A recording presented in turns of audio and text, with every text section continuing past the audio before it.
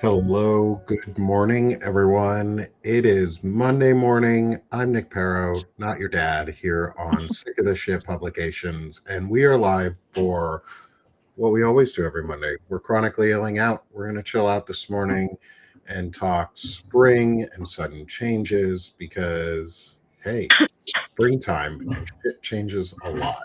Oh my God. Oh. Sudden We gotta changes talk are about killing me. Yeah, sudden changes are killing me. It went from 70 to 20 degrees I know. in the last 2 days, day. It was snowing yesterday. It was 70 in the morning, and now it's 20 degrees today, and it's flurrying a little bit. So, hey, good morning. I'm Nick Perro of Sick of This Shit Publications. I'm joined by my friend Soso from Soso's World, who's our fibromyalgia and CPTSD sufferer, along with my good friend Doc Stephanie Wilson from Freedom Over Fascism and historian. Good morning, Steph. Good morning, Soso. Hi, good morning, Nick. morning. Good morning, Stephanie. Should have put, I hate technology. I hate technology. Hey, everyone. Oh. Yeah, We're I also turned on the We're chat. started as always. Yeah, we've got the chat. I've got the chats pulled up. Steph, I see, is in the chat. Soso's in the chat. Good morning, everyone in the community, and say hi. Smash the heart for us. We're gonna have a good episode today. Gonna have a good discussion. And so, how are you, ladies? How was your weekend? Before we get started, since the last time we talked publicly, how are you today? Do you want to start, Stephanie? Give me 1 second. Yes. Yeah. So, did that work? Yeah. So, I'm like, so tired. yeah, these weather changes are killing me. I mean, just I don't know. Every drop and rise in pressure gives me a new migraine. So like this hasn't been fantastic, but otherwise, stuff is going well. I'm trying to clean my oven. That's always a joy. Always. Cleaning your oven is like For anyone in the chat, do we want your internet monologue, Derek? Yes, I do. I want your internet monologue. This is a place, as always, again, for everyone who's here with us. Oh, I should probably read the disclaimer before we get too far into our episode. Yeah, go ahead. Let me put our disclaimer out there for everyone before we get too far. I'm still trying to learn the ropes on this one because we used to not put a disclaimer out, but we are now. Okay, here's our disclaimer, everyone. Chronically Healing Out is a podcast and weekly roundtable discussion that provides a safe space for real chronic illness and mental health conversations by people with lived experience. We are not trained professionals, and we do not claim to be. Rather, we discuss our stories and current events to build community and solidarity. Know that you are not alone. And if you're in crisis, call or text 988. Do not message us. Call or text 988 if you are in crisis or need support. They will help you. They're trained to help you, and they will listen. Again, you're not alone. We're not professionals. We're here for fun.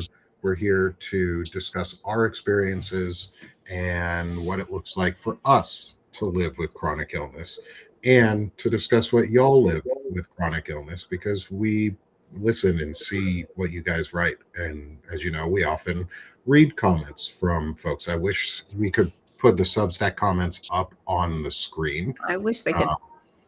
But Ustream still needs to get that figured out. I think it's Substack's problem, actually, not Ustream's. Yeah, I think it's both. They just probably don't want to do it because Substack wants to create its own internal setup so that it can be a full hosting platform without everybody else, without the third parties attached to it. So we wouldn't be streaming on YouTube and Twitch. Hey, YouTube and Twitch, what's up, y'all? Substack, we know you're here. And yeah, so that is a gross looking bug. I got a bug I'm gonna go kill real quick. I'll be right back. All right. If it's a bug, send it outside. No, this one's one of the killable kinds. Okay. All right. So, how was your weekend? Honestly, I had an excellent weekend. I was about to say it's more this morning because what you described about the spring right now, it is, do you say it is pouring rain or pissing rain? Both. Like, Either. you can say both, all right? Yeah, for everyone, the people who don't know me, I'm French Canadian. So sometimes when I have this fibro fog, I'm like, what's the word in English again? Yeah. So it is pissing rain right now because, yeah, and we've got so much snow. So now it's going to be disgusting. And because it is so humid, all my joints are like, nyeh, nyeh, nyeh. You know, when it's like, it's pulsing. So it's not a great morning, honestly, but I'm glad I'm not sick like last week. Last week I was sick, so I'm really happy to be able to be here. And I have something to show you guys, but I want to wait that Nick comes back. All right. So, Well, for me, yeah. spitting rain here.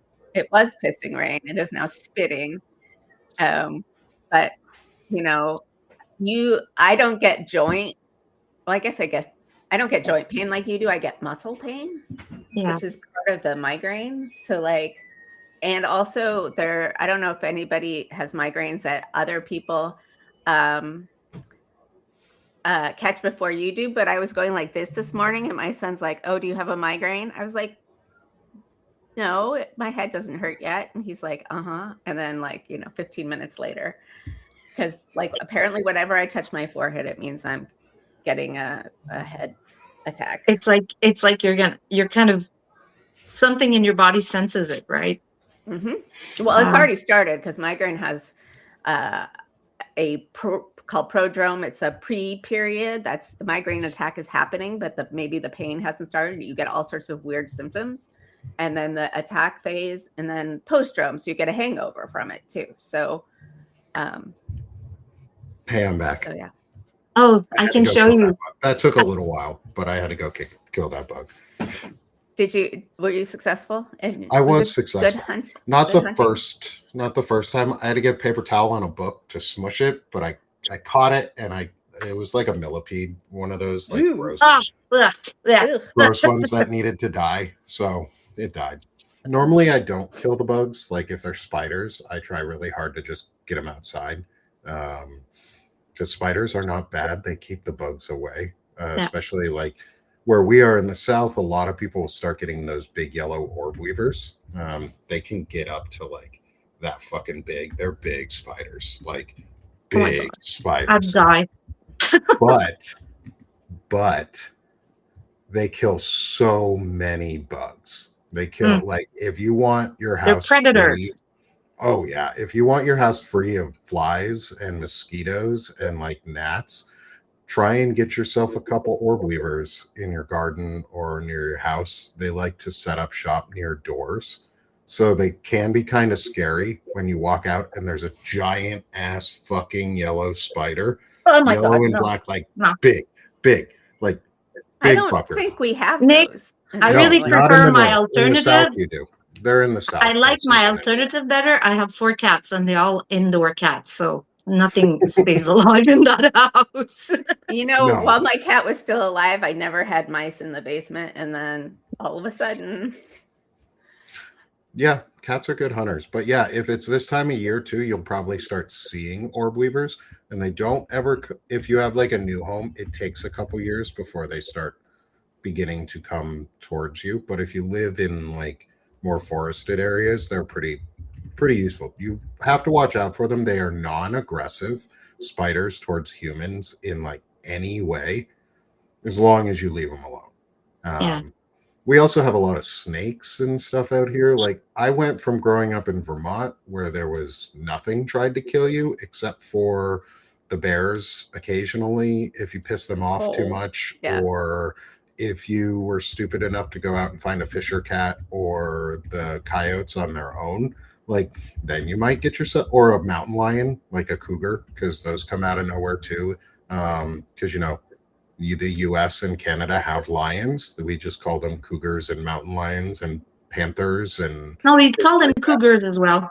Cougar. Yeah, they're lions. They're lions. We don't They're have just them, North though. American lions. And they'll come out of nowhere, but they tend to leave you alone. And then I went to Washington State, where the only thing you had to be afraid of was Bigfoot, and he was a myth. Then again, there's some interesting. I like the idea of cryptids, but I won't talk about certain ones because I live in a place where there is a lot of cryptid style energy, and I do not want to wish ill upon myself or my family by invoking some of them. But if you ever see a Bigfoot, you are being protected by that creature. Bigfoots protect in lore. The Bigfoots are the sworn protectors for humans against those who would want to take us and wear our skins and walk in them. If you catch my drift on, there's a ranch called this, and they look kind of human. They are slightly off. They have dead eyes. They sort of look like Marco Rubio when he's in a meeting with the president, where he's got those dead eyes and he's just like, I'm not really human. I think Stephen Miller might be one because his skin is weird and he doesn't like wear a suit of human very well. He just looks bad. He's an alien. He's an evil alien under that all that No, skin. he's a cryptid. He's a cryptid. He's something worse underneath. And so I think we're just waiting for Bigfoot to come and squash his ass and just step on him and just be like, nah, fucker, get away from here. Yeah, if only. And so, why this came up is because springtime. Because springtime, there's a lot of changes. Bugs are coming out, things like that. But like we said at the top of the show, or I said, is it went down like 50 degrees in a day. And that's fucking hard. Like, it's sudden and it's like so extreme, like the difference between super warm, super cold. Mm-hmm. Your body is like, it's really tough. Right. And here in New England, we'll have it'll be super cold, and then you'll have about 15 minutes of in between, and then it'll be summer. And then we'll start complaining about how hot it is. And it won't be that hot.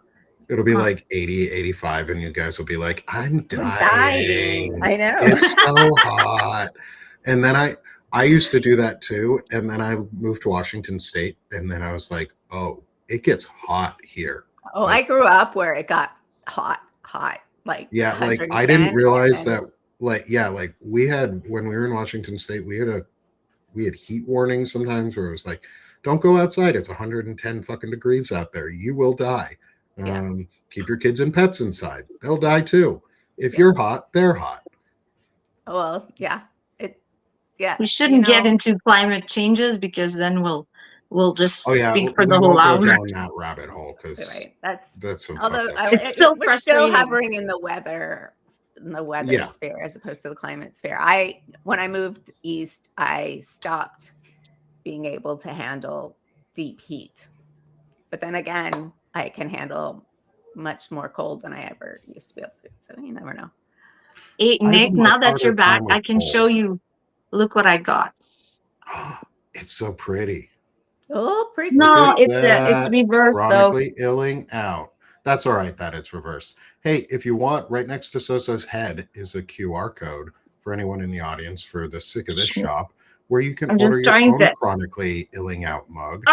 Right there. You want me to flip you, Soso? It's up there. Do you want me to flip you real quick so that it looks? Oh yeah, sure. Go ahead. The name looks right, and then I'll re-flip you so that you're easy for yourself. Look at that! It's my brain going crazy. It's so pretty. I apologize, guys. I am not buying merch until I move because I don't want to move. You don't want to pack things twice. So I'm actually not even wearing my own merch today. I'm wearing a State of the Swamp shirt from Defiance. It is awesome. I love it. It's beautiful. Like I would want. Banner and Backbone helps. Thanks to a wonderful contribution in our audience, Banner and Backbone got to help be a virtual sponsor for the State of the Swamp. And so thank you so much for that, because that was a fun event, and it was a really good response to the drivel that came out from the State of the Union. But that's not what we're here about. Yeah. We won't go down that rabbit hole. That's another chronic illness that we just. Ooh, a zipper hoodie would be good. I just haven't done one because it's been hard to figure out like where to get the Zipper hoodies are hard to find, actually. They're also harder to get the logo in a good spot or Yeah, like the sometimes you can do it on design in a good You spot. have to get I'll them in work the on back. I'll work on getting one though, Neuro, because zipper hoodies are my favorite too. I don't like pullover as much because it screws with my beard, and then I have to rebrush my beard, and it feels like I'm choking. You know what this is, Nick? Is it the smallest violin in the world?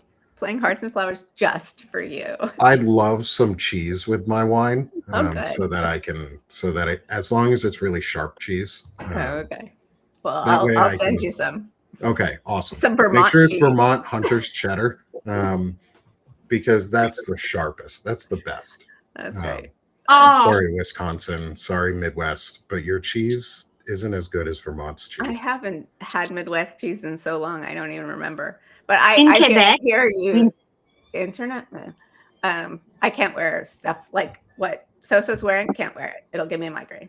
Like It feels like you're choking, right? Like there's something no, about it. no, that look at feels that. like you're like, It's super large and it's warm. And like I said today, it's so humid. Like my joints are like, they're just driving me insane. Like, and I eat, it's been 2 hours. I took 2 Tylenols and it's like they're not working. I don't know about you guys in the chat Tylenol or like doesn't do chronically anything. ill, but sometimes they'll work, sometimes they won't. Sometimes it'll be Advil. Sometimes it's like, it's always like, I guess, trial and error. It's like, okay, today it works, and the next day, oh well, it doesn't. So what else can I try? I do the stretching, and it's like, yeah, migraine. we figured out that so my kid is very anxious, and so a lot of times he'll just grab my hand and squeeze it. And I told him, squeezing my hand is fine. You can squeeze my hand like all you want, and I won't get hurt. But at one point, he started squeezing my foot, and because I was like lying on the couch, and my entire right side, it hurt, but it relaxed, and all of the muscle knots went away. So now I'm begging my guys to squeeze my foot at some point so that it'll. I can't get a relax. massage, not at all. Like there's no way I can get one. It's just, I don't know about you, Nick, with fibro, but my sense of touch is just it's insane. Like sometimes I apologize because like my husband will lean and it's like he wants to hug me and I'm like, don't touch me. It's like I'm not rejecting you, but I hurt. Like, oh, it's really tough. Sorry. I haven't tried to get a massage since my fibro diagnosis because like even wearing pants hurts often enough. Like, but I did after you talked about that stuff, after you talked about like the foot pressure thing, my wife's leg hurt. And she also has stuff that goes on for her legs occasionally. And I did it. I grabbed her foot and I was like, you're going to put your foot up and I'm going to do something and you're going to think it's weird, but it's going to help. And I grabbed her foot right at the palm, right below the toes, like you said, and I just squeezed. And I sat there for like 5 minutes with her. By the end, she was like, oh, that feels so much better. She was like, wow. I feel different on it. She was like, it still hurts, but it's better. Yeah, pressure points are amazing. Like, isn't that called reflexology or something? Reflexology? Yeah. I'm going to recommend as a chronic illness sufferer is to look into for your own benefits and consult with a doctor if you need to as well. Like I am not a trained professional. I am not claiming to be a trained professional, but reflexology seems to help for a lot of us. Like those pressure point therapy. I think that's also why a lot of folks will go in and get what's the needling? The dry needling? The dry needling and things like that, because those are a lot of pressure point based therapies and they seem to help. Yeah, Heather, it helped. You're saying it helped your fibromyalgia. Yeah, it's worth it. Like if even temporary relief that lasts for a couple minutes to a couple hours is still release. Yeah. Acupuncture. Thank you, Daniel. I Mm. lose my words. That's Oh, also a product yeah. of fibro for us, is we It's the lose our fog, words. right? Like, Yeah, it's the fog. Yeah. I think that's one of the bigger things too, is like, Oh, Jack has a pro tip. Nice. oh, the tennis ball under. Yep. Pro tip from our friend Jack. Keep it. Who is a nurse. Who is just recommending this as someone who is a person too. Is put a tennis ball under your desk to roll your foot on while you're sitting. Massage yourself. Also, I'll never call acupuncture anything other than dry needling. That's fair. That's fair. It is dry needling, and it kind of sucks, but it also feels good. I don't know. I can't, acupuncture like activates too much. I don't get really relief from it, but like just the dry needling and the pressure points like can be really helpful. But I don't know. I think you get used to it. But Patricia says she recommends both reflexology and acupuncture or acupressure. Awesome. Thank you, Patricia. Great to hear that. And from my mom in the chat, I'm the same with so-so, and my poor hubby tends to forget and then apologizes. As for massage, I had to find someone who specializes in patients with autoimmune disorders. Unfortunately, can't now with fusion.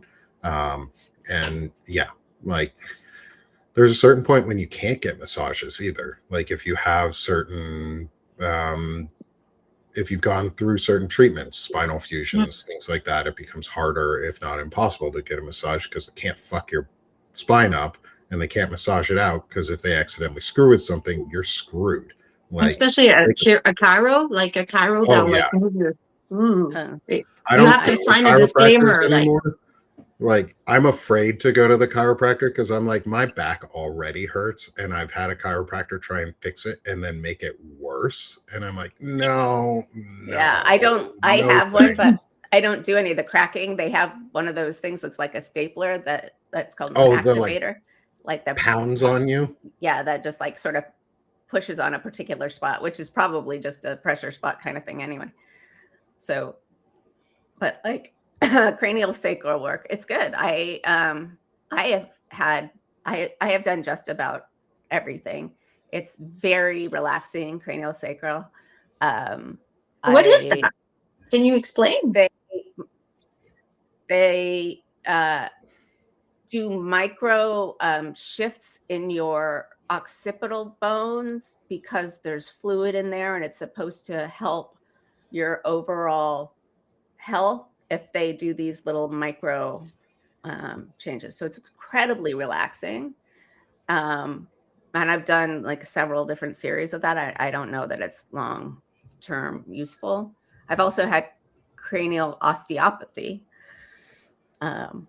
which is kind of similar. Yeah, I think I've done, and Reiki was very good for me. Mostly they don't touch you. So that might be helpful. All of these are expensive. Yes. That's the problem, isn't it? Like all of this shit. The only one that's not expensive is playing around with reflexology on your own, but still you have to be careful because pressure points can have other side effects. So if you do it wrong, you could hurt yourself. Like we're, again, not doctors. I'm Nick Perro, not your dad, with fibro and neuropathy and other things. Not a doctor. Not a doctor. I don't even have an honorific in my name. Like the only honorific I have is Mr. And that's about it. Like an honorific would be like Dr. Steph, is that it? Yeah, Doc Steph, but I'm not honorific of a PhD. I'm not a your name is tied to PhD. Yeah. I could write MTS, but I don't. Like I do have but anyways, yeah. And it's really frustrating, right? When you realize that it's so important socially that you have some sort of recognition, like reconnaissance, and then you don't use it because you're not doing the job anymore. So, anyways, another story. No Dr. Patricia, but Dr. Patricia says, and she's a useful doctor, unlike me. Each of these treatments work in some people, but not all. Once risk of nerve compression are removed, I recommend people try these alternatives. Only continue if it helps. They don't work for the prevention. In my experience as a physician, the practitioner really matters. Some are well-trained and some are not. I only refer to specific people I know. Thank you. I'm so lucky And to have Patricia, physicians if in our you're chat. if you Wow. ever want to come on as a physician and talk about Yeah. treatments like this and how they might be helpful or not, and what you like, general recommendations for health, we would love to have you as a guest. Like we've had Dr. Eric Lulov come on, who's a friend of ours, who is a wound care specialist and really Who's in the chat too? He's in the chat. Who's in the chat. So go follow Dr. Eric. He puts out health articles on Blue Amp Media, and does an incredible job at breaking things down in a way that's understandable. But also he's very forward thinking.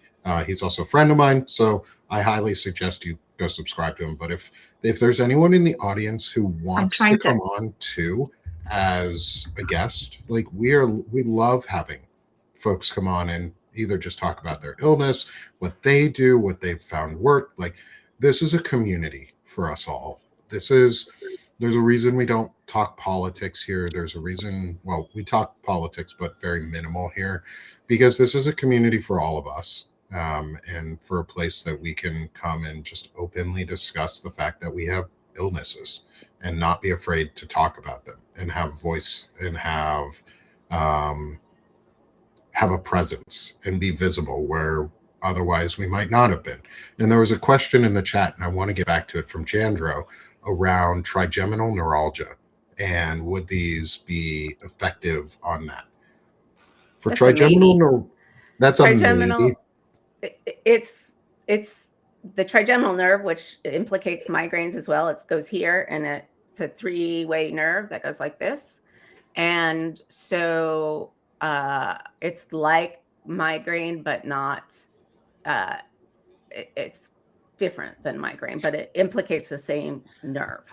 What it tends to do, and I know this from personal experience, not for myself, but for someone close to me, I understand trigeminal neuralgia really, really well, is it feels like someone is ripping your teeth out when it happens. Like the mouth, when it hits, when it's a bad like onset and event, it feels like your teeth you want to rip your teeth out of your mouth. A lot of folks with trigeminal neuralgia tend to be underdiagnosed for their symptoms, or diagnosed wrong, or diagnosed incorrectly, and they'll often go to a dentist a lot, and they'll get root canals that are not needed because they think it's their teeth that are the problem.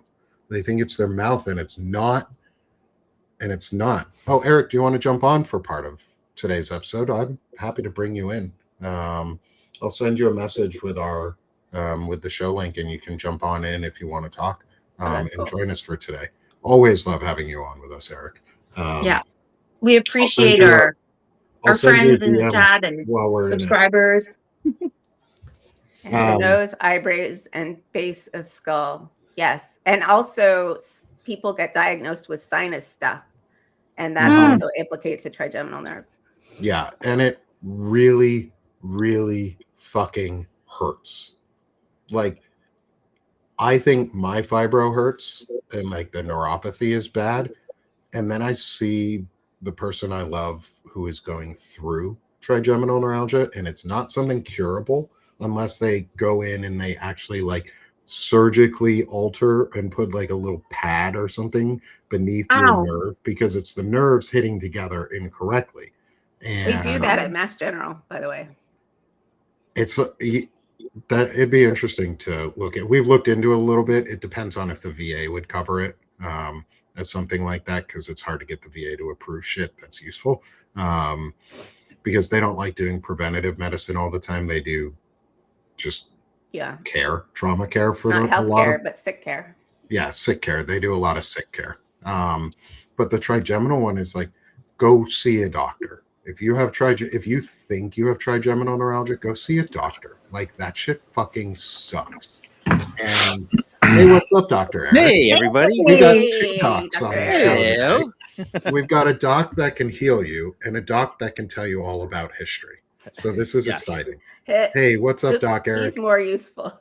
Can you introduce, for anyone who might not know you, can you introduce yourself? And I know a lot of people in our audience do know who you are, Eric, Yes. but can you introduce yourself? So my name is Eric Lulov. I'm a board certified orthopedic foot and ankle surgeon based in Southern Florida. I have been in practice for 24 years. One of the national experts on healthcare policy and healthcare administration, payer systems, FDA, shit like that, and do a lot of like alternative methodologies in practice, trying to decrease the amount of surgical outcomes I have, and trying to do more non-invasive surgical procedures and non-invasive therapeutic procedures. So one of the things I had put in the chat was about shockwave therapy for fibro. So really cool stuff was that there is so is anybody familiar with like different types of shockwave therapy? Some like focused ultrasound stuff like that. Right. So there's basically You two showed me types this one, of right, Eric? what's that? You showed me this one, right? Yes. Yeah.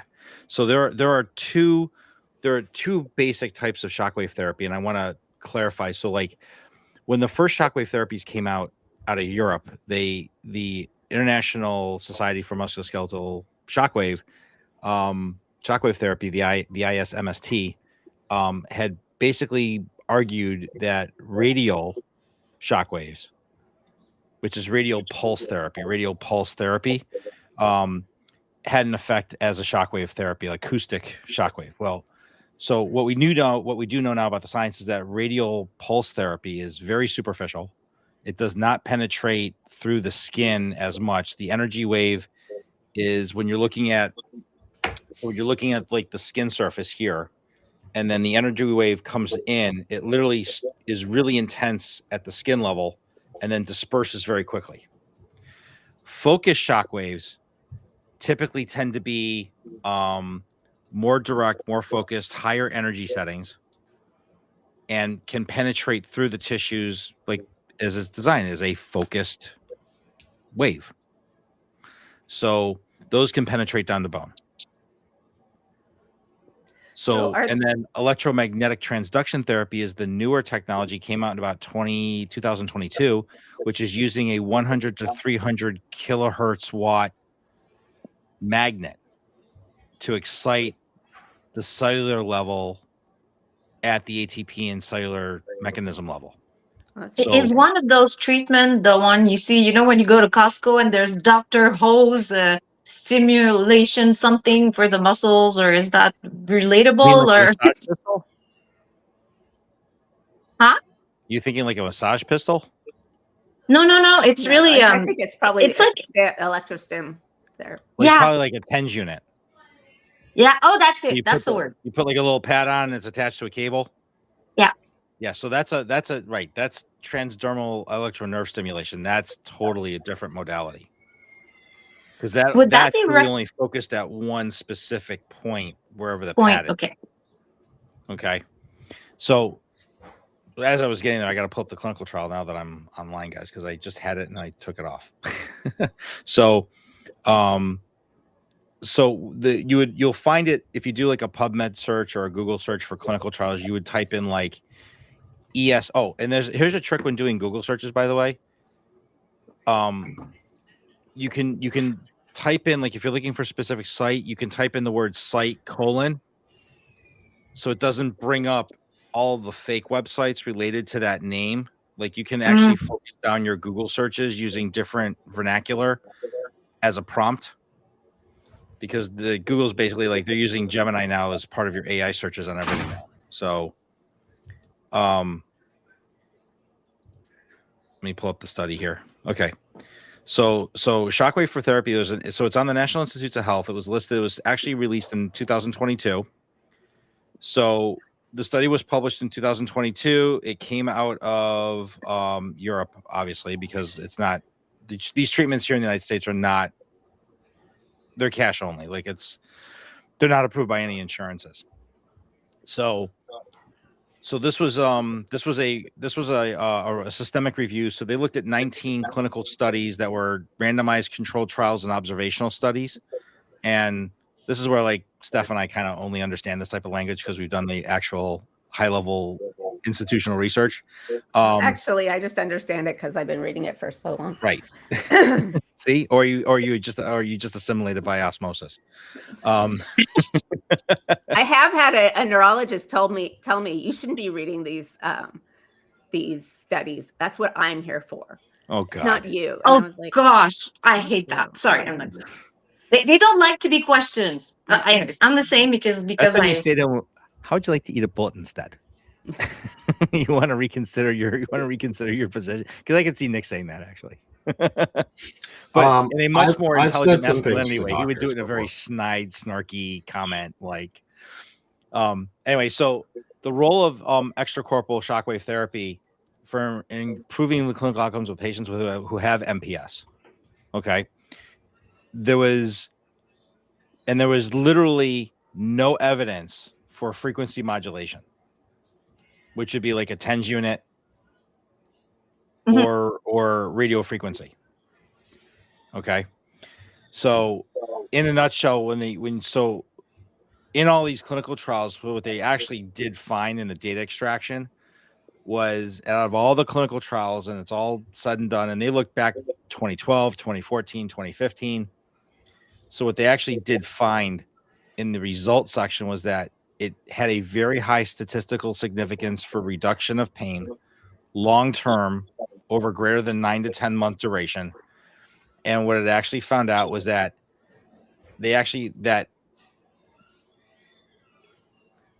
a nutshell, the actual findings showed that shockwave therapy, in combined with radial pulse therapy, has a therapeutic positive effect of greater than a 65-70% reduction in symptomology. That's for longer than 9 to 12 months. Wow, that's amazing. Can you send me the link for that study? Yeah. So we had a question in the chat from Rose. How do you find this type of therapy locally? And what would it be at a med spa, a therapy place? No. Like, how would we find these types of therapies locally so that we could utilize them? Sure. So you can do a general search term in your area for extracorporeal shockwave therapy or focused shockwave. Focused shockwave. Focused shockwave.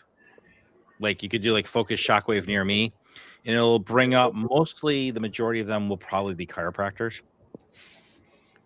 Oh, but yeah. If you do focused shockwave for neuralgia, you're not going to find this at a neurosurgery office. You're not going to find it. Do you think they would have them in chronic pain clinics? Because sometimes right. So the next place would be to find a pain management clinic that has the technology that is actually run by physicians.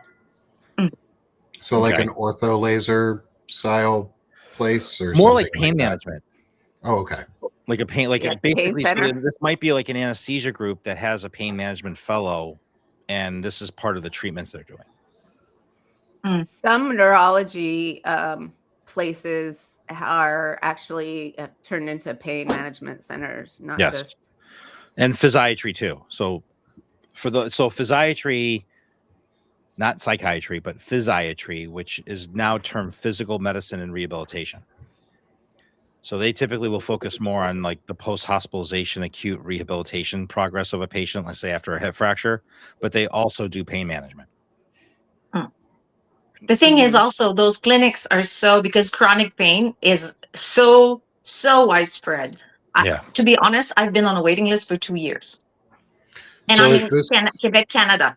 So for the chronic pain management clinic, specialized clinic. So is this the same as soft wave therapy?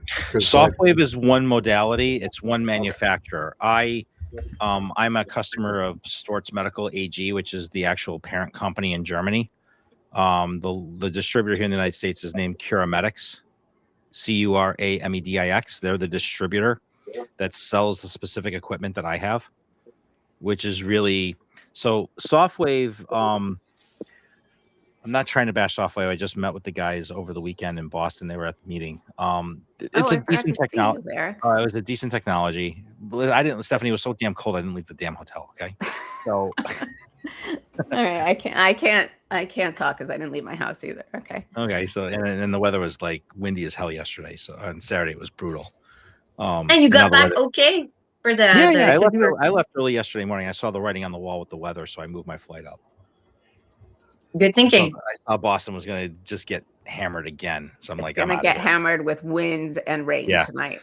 Yeah, like you're actually looking at like 60, 70 mile an hour winds tonight, like hurricane force winds Yep. Oh wow. in March. Well, that's when they come. They March also come and in the April winter. winds are bad. Yeah. So yeah, so there might be like a functional neurology center in your area. You could do a search for functional neurology, which may or may not have the equipment. And then it's just about asking what type of equipment they have.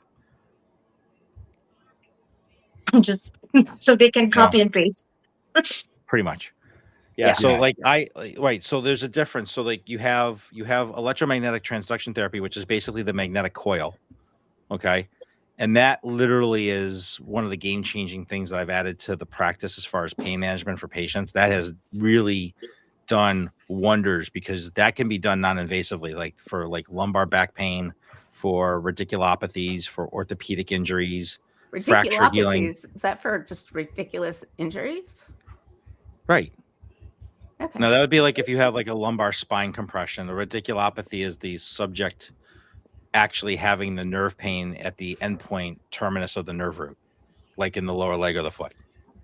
Hey, that sounds like me. Is That's exactly what what you have, Nick. It's exactly what I have. I don't actually have neuropathy. I have radiculopathy, and I just don't know how to spell it. And so, but it has very similar outputs to neuropathy. I'm going to put in our little private chat here. I'm going to just like put the search terms in. Mm-hmm. I'll include some of those too in our post show, so that everyone can, if you want, you can look these up again. Yeah.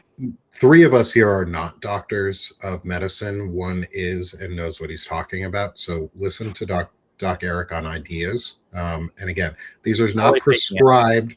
These are just ideas that you can look into, talk to a professional about in your life. And when you do go to a pain clinic or like a treatment center, verify that they're real. Like, don't go to the scammy ones. Yeah, there's a lot in a lot of areas. Like if you're in an area where you can get support that is trusted, do it. Like, don't go to the scammy ones because they can hurt you more than help you. Right. And I want to be very clear. So all of these therapies are not covered by insurance. They just aren't because they actually work. So the government doesn't want to pay for it. So, anything that really works, they don't want to pay for. And if you do a search, like if you just go into like PubMed, PubMed is the search engine for the National Institutes of Health, and it's the National Library of Medicine. If you just searched on ESWT and you do ESWT 2025, you'll see over 356 clinical trials that were published last year alone. Wow. Okay.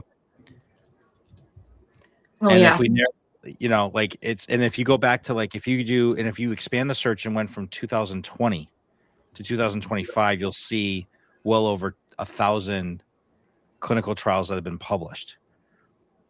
So this is not like experimental investigational medicine. It has been investigated. It has not experimented because we've actually published the research. So things are not experimental investigational if they've been studied and published. It's no longer experimental because they've published the research on it. So the reason why insurance companies call it experimental investigational is because it's their way of not paying for something, according to their review. Right. I just want to say I am not a medical doctor, but if you have migraines, I have been doing this for a really, really, really long time and have tried almost everything. So if you need like someone to bounce ideas off with migraine, I'm totally happy to do that. Steph also has a really cool ice. The headache hat. Yeah. I've seen those. Headache hat. Headache. Yeah, I have a head massager, or like a back of the neck head massager that does, like, it sits on my shoulders and just massages Oh, the lower part of my head. I need to find one of those. It's super cool. I mean, listen, all of these things, anything that can reduce strain and stress on, for example, like the trigeminal nerve, okay, which is one of the 12 cranial nerves. Mhm. You know, trigeminal neuralgia is really disabling, and I feel for any of my patients who do have it, because they are just in agony when it's flaring. I mean, it's like, and it's only on like one side. Very rarely do you see bilateral trigeminal neuralgia. It's usually unilateral, and it's when they have it, it's brutal. Like they can't do anything. It feels like something is like drilling into the side of your face. As I've been told, it feels like somebody is putting an ice pick into your gum and just pushing. Yeah. On all of them at the same time. Right. It's fucking awful. And then then you get, it's the ice pick, and then you feel the heat from the burning from the nerve firing. Mm-hmm. Okay, so when you have burning, like it really burns, or electric shocks, that's more like nerve pain. Is that it? Well, it's the compression. So in any neurology or neuritis issue, the first sensations that get affected are pain and temperature, which we call the CNS fibers of nerves, right? Okay. Motor fiber is always the last things that get affected in neurology issues, because the compression is external, causing compression on the nerve. So if anybody, to explain what a nerve looks like, if you take a piece of electrical wire, and you have the outer rubber covering, then you have the filaments on the inside, that outer rubber covering, which is basically what's called the myelin sheath, is getting compressed, or it's eroding from lack of either blood flow or nutrients, or it's being compressed by an external structure that's putting pressure on the filaments. Blood flow and nutrients, then that would make sense that it's the metabolism that's not working well, and it's not compression. Right. And that's what we see in diabetic neuropathy. That it's a metabolic neuritis, or a metabolic neuralgia. Because have you seen the studies from the most recent studies with fibro that are actually looking more at autoimmune, because it seems to be more, because it's been such a long time that they say, oh, it's the way your brain perceives pain. But actually, like, I was supposed to be in a clinical study, and I don't know what's happening, but it's a university in Montreal, and they have found biomarkers in but it's so complicated to study the blood, like but it is actually a real. Anyways, I took all the screenshots because I participated in a Zoom conference, because the doctor was explaining all of this, like how the biomarkers will actually tell you it's associated with fibro or chronic fatigue, one or the other, or both. So have you heard about that? Like, have you?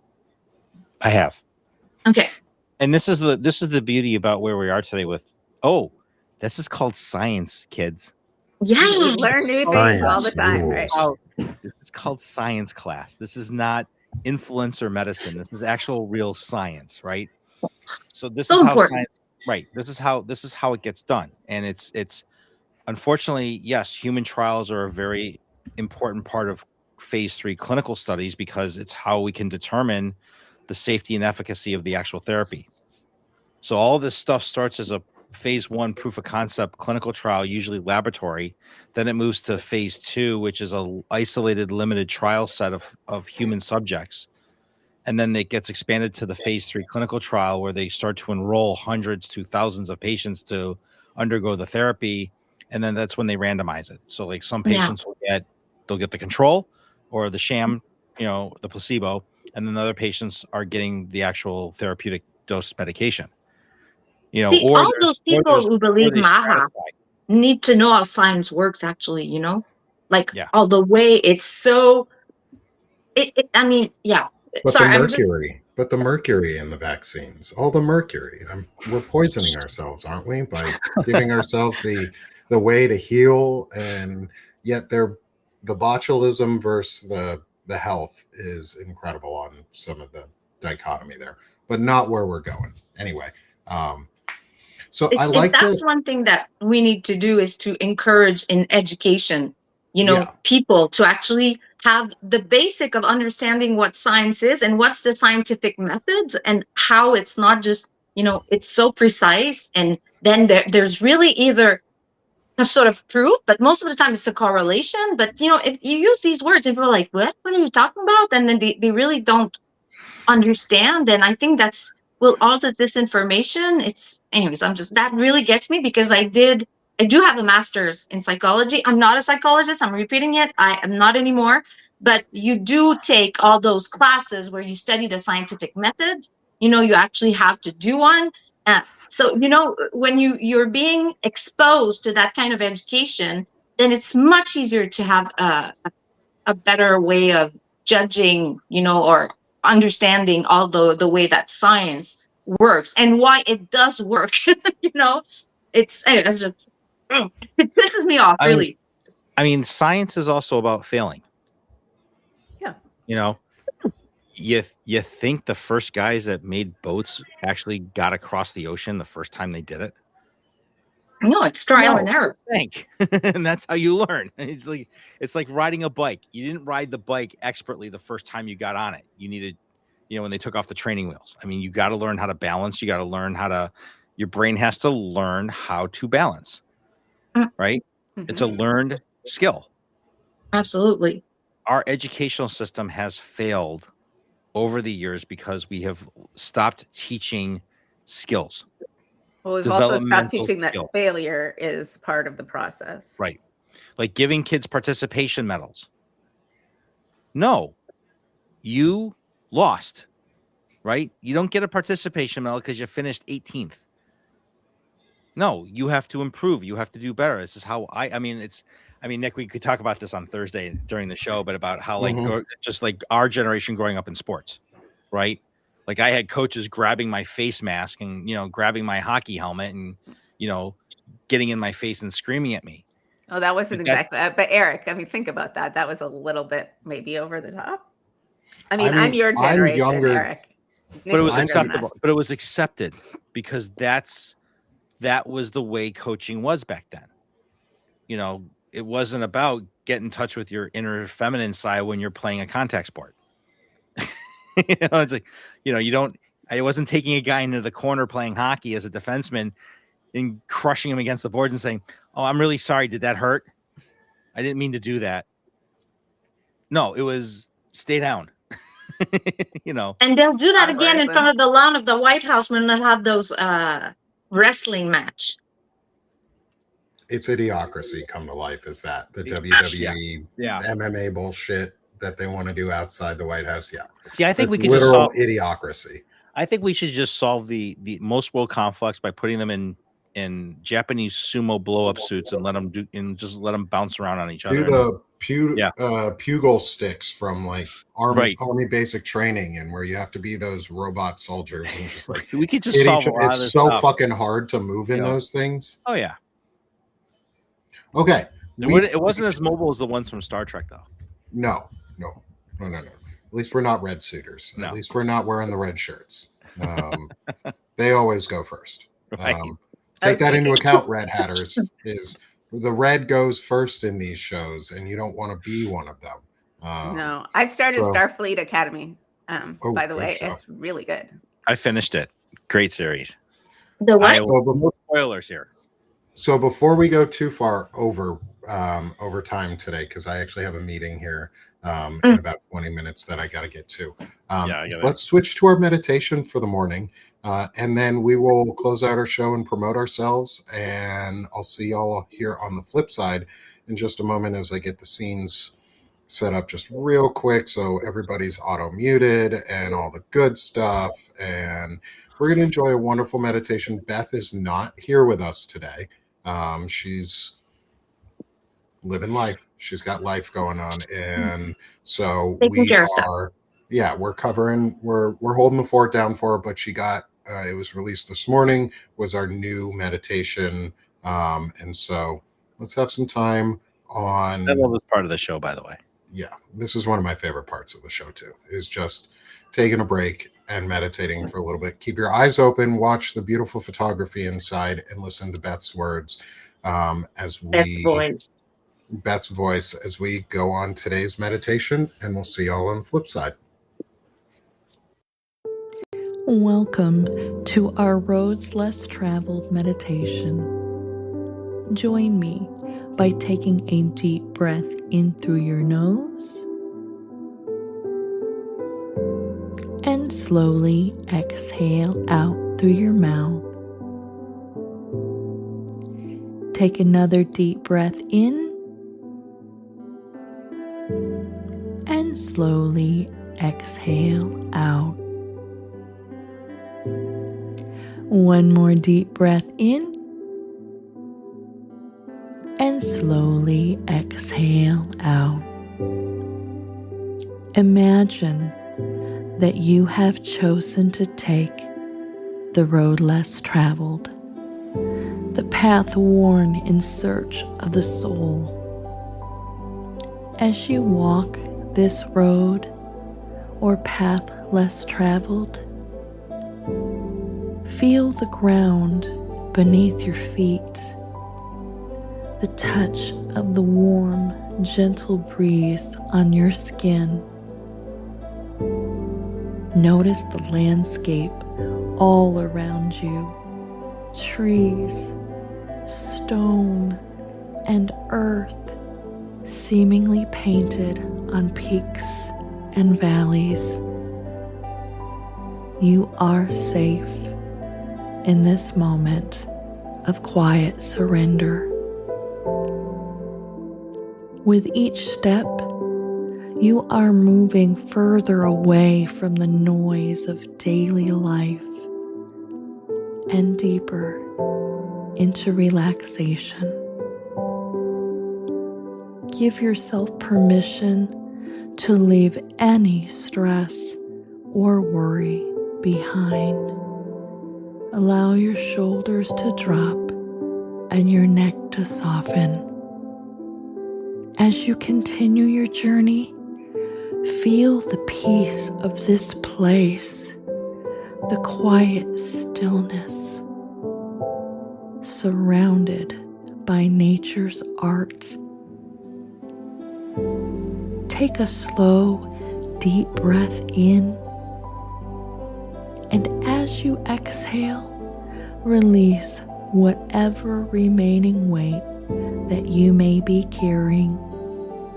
There are no deadlines here, nothing to be solved or resolved. It is your moment to just be. As you navigate your days and weeks ahead, take a moment to calm your body and return to a road or path less traveled. Robert Frost assures us that it has made all the difference.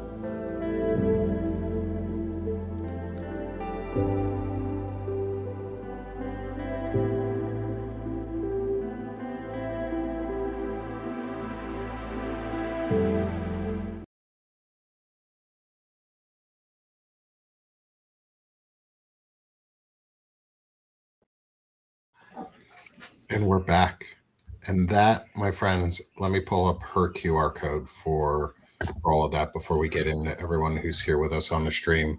That was Beth Cruz of the Possibilitarians Light, our good friend here on Chronically Illing Out, and good, amazing member of our community.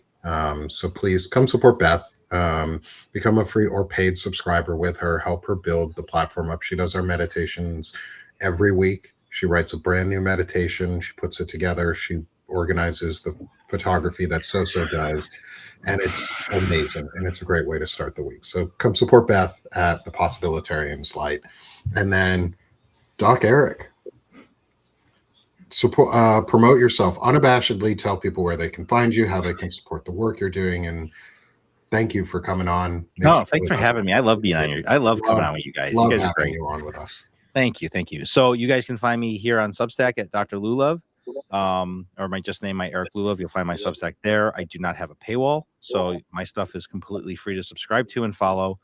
Please support these three because they are amazing, and they need more. They need the support more than I do. And these are four amazing people who make a difference in people's lives who do have chronic pain, and have opened up a forum for people to voice their pain verbally to get support and help. So I'm happy to contribute as much as I possibly can. So thank you. I'm also the medical contributing editor to Blue Ant Media. So you can find my stuff published there. And for those of you that are not aware, on Wednesday from 11 a.m. to 11 p.m., Blue Ant Media is doing a Bama Palooza. We have a full slate of speakers starting at 11 a.m. from Steve Schmidt and Malcolm Vance and Joe Walsh and Lev Parnas. And so it's a whole 12 hours of, if you really just kind of like a State of the Swamp thing that Miles Taylor did with defiance.org, but this is the 1 year anniversary of Blue Ant Media, which I'm very grateful to be a part of. You're going to see Ellie Leonard and Lawrence Winterman and just all your favorite Substackers and political Substackers and non-political Substackers like me. I will be on at 9 p.m. late, bringing up the rear, and looking forward to my half an hour with Cliff and David and Ellie and the gang. So you can find me there and tune in on Wednesday. Awesome. And Thursday for our Diogenes Club. Yep. And you'll see Eric on Thursday with me, Walter Ryan, and Evan Fields for the Diogenes Club. And somehow I see patients in between all this. So yeah, I don't understand. I'm not sure how you do that. But you do. You haven't lost your job, so that's it. I would have to fire myself, or my wife will have to do it for me. So it's hopefully she doesn't do that, and hopefully you don't do that either. Moving to our next friend in the doc staff with Freedom Over Fascism and her fireside chats and the Be Cognitive Labs and the better humaning that you do. Doc Steph, promote yourself, my friend. Thank you.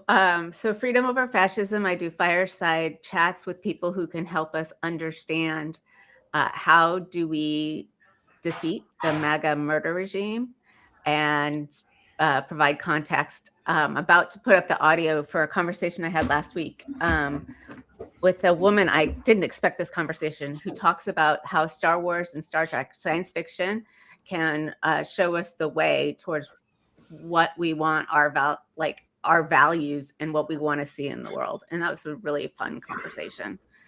I'm taking a couple weeks off of these, but I'll put up some of the old ones so you can see and hear them. And as Nick said, I am also a leadership coach for compassion-based leadership. And and if you can subscribe at Freedom Over Fascism, either free or paid, that would be really wonderful. Thank you. Thanks, Steph. Next, we have Soso's World, our amazing photographer and friend. Soso, thank you. Promote yourself. Well, I'm going to say quickly, I am at Soso's World, and I have been on Substack for about a year. I am an ex-psychologist, so I'm an ex-literacy person. I tried a lot of things, but it turns out that because of CPTSD, I have a lot of emotional dysregulation and thus fibromyalgia, and it's really hard for me to, it was really hard to just stay in the field. So now I'm exploring my more, I could say I'm in a situation where I'm able to do some more arts. So this is why I'm actually doing the photography. I've been hiking a lot. This helps me. If you end up moving, I mean, you hurt, but some days it's good because it helps you afterwards. And what else? Well, okay, yes, I do also Time for Life. And Eric, Dr. Eric was my last guest last week. We talked about bread making. So if you guys want to catch that up, what's amazing about having a doctor making bread is that you will learn everything about the way you make good, healthy bread. It was great. So Time for Life is every Monday. Sorry, what am I saying? Every Wednesday at 12 East. And this week we're going to have KR Byers. We're going to talk about sticky fingers writing, and usually also I do it with Beth as well. So thank you. Sorry, that was long. No, that was great. Thanks, Soso. And yeah, catch Soso on Wednesday Mm. at 12 Eastern with not Beth very nice. Cruz and Care That was Virus phenomenal this week. stuff. You should have some. I would love some. And then finally, come join me here at Sick of the Shit Publications, where we do our chronic illness discussions, where we're asking mostly men to just suck less. And you can get your Just Suck Less water bottle, which is, you don't have the logo showing. Right now, it's just plain white. There we go. Just suck less. That's all we're asking. We're asking men. I would fail with our miserably on the sippy price is right shred. doing product Yep. demos. Yeah, with our sippy lid 32-ounce water bottle to just suck less. I've got mine coming in the mail right now too, so it'll be on display quite a bit. But this is where I do most of my masculinity discussions, my discussions around obviously chronic illness, where we are right now. And come join us. Come join us for all of the adding joy and creativity and building something that's worth being a part of, and where your voice is heard, where you're heard, where you're appreciated, where you're welcome and wanted. And yeah, come join me as either a free or paid subscriber. The paid really help.